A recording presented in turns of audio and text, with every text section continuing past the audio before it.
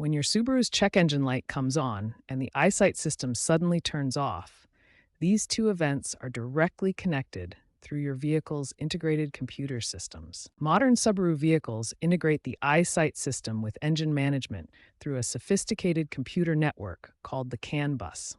This allows different systems to communicate and share critical data. The Eyesight system relies on accurate data from engine sensors to function properly. When the engine isn't performing correctly, Eyesight automatically deactivates as a safety precaution to prevent potential hazards. This issue particularly affects Subaru models from 2015 to 2024, including the Outback, Forester, Ascent, and Legacy.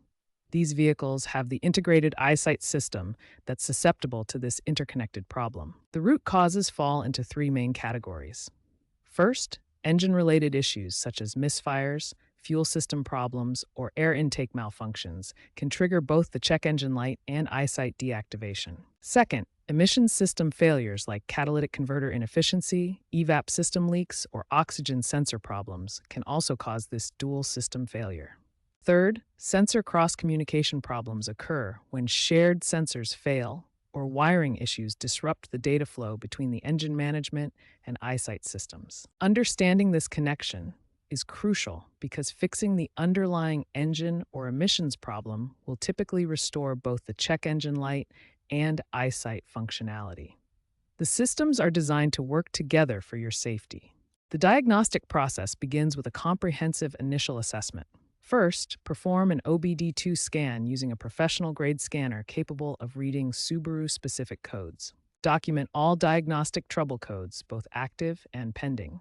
Then perform a thorough visual inspection, checking for loose connections, damaged wiring, or obvious mechanical issues. Phase 2 focuses on engine system diagnosis. Start by analyzing potential misfires by checking spark plugs, ignition coils, and fuel injectors. Next, verify critical sensor operations.